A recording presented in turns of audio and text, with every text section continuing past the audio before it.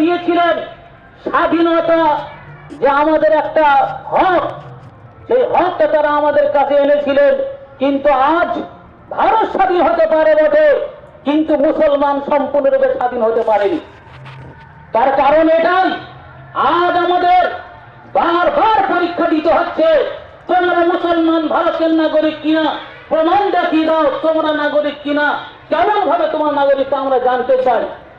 সেজন্য বলতে চাচ্ছি, ভারতবর্ষ যদি স্বাধীন হতে হয়, মুসলমানদের রক্তে ভারত স্বাধীন হয়েছে।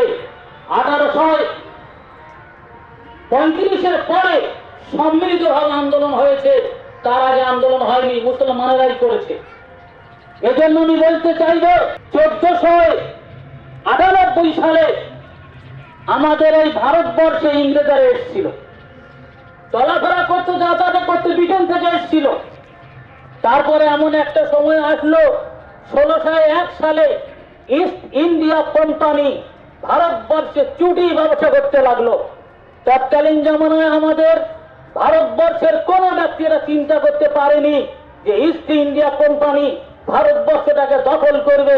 কিন্তু সে জামানায় আমাদের পূর্বসূরি বুজুর্গ মুজাদ্দিদ আল-পেশানি আহমদ শাহ হিন্দি ফারুক রহমতুল্লাহ আলাইহি, তিনি তার আধ্যাত্মিক জ্ঞানের ধারা বলেছিলেন যে তোমরা সজাগ হয়ে যাও, ইস্ট ইন্ডিয়া কোম্পানি শুধু ব্রিটেন থেকে এসছে, কিন্তু তারা ভারতবর্ষকে ব্যবসা করার জন্য নয়, ভারতবর্ষকে কব্জা করার জন্য এসছে। তারা চাচ্ছে যে আমরা একটা বাহানা ধরবো যে আমরা ভারতে ব্যবসা করছি।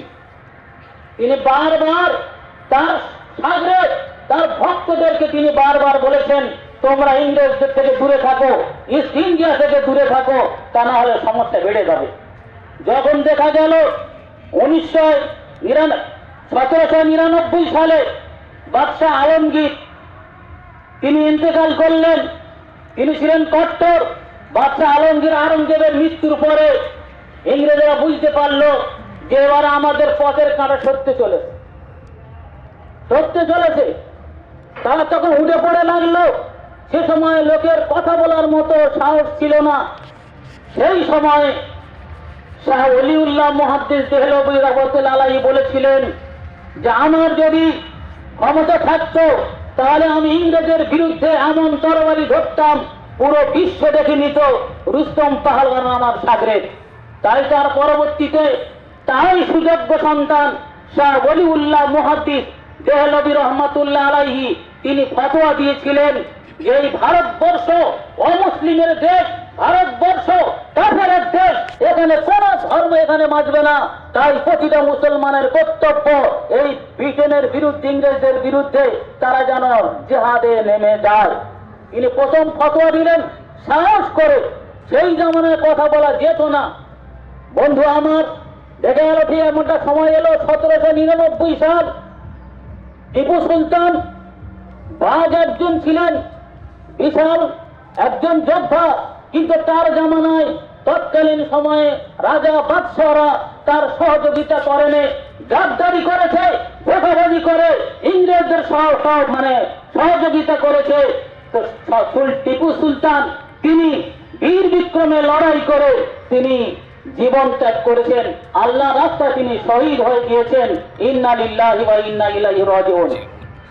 কিন্তু আশ্চর্যের ব্যাপার, টিপু সুলতান যখন মাটিতে লুটিয়ে পড়লেন, ইংরেজের কোন সেনার অধিকার হয়নি, তার কোন সাহস হয়নি যে টিপু সুলতানের কাছে গিয়ে দাঁড়াবে। তার ছিল এত দবদবা, তার ছিল এত রূপ, তার দেখে ভয় অস্থির, কেউ বুঝতে পারছে না টিপু সুলতান মারা গিয়েছে কিনা।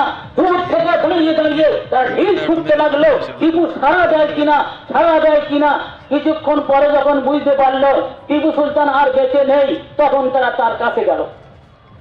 তার কাছে গিয়ে তার বুকের উপর পা দিয়ে বলছে, আজ থেকে এই ভারতবর্ষ আমাদের দেশ, আমাদেরকে কেউ আর এখান থেকে হটাতে পারবে না। 1803 সালে বিশাল বড় একটা ঘটনা ঘটে গিয়েছে। 1803 সালে ইস্ট ইন্ডিয়া কোম্পানি তারা কি করলো? ঘোষণা করলো বান্দা আল্লাহর দেশ, বাদশা আর হুকুমত চলবে আমাদের।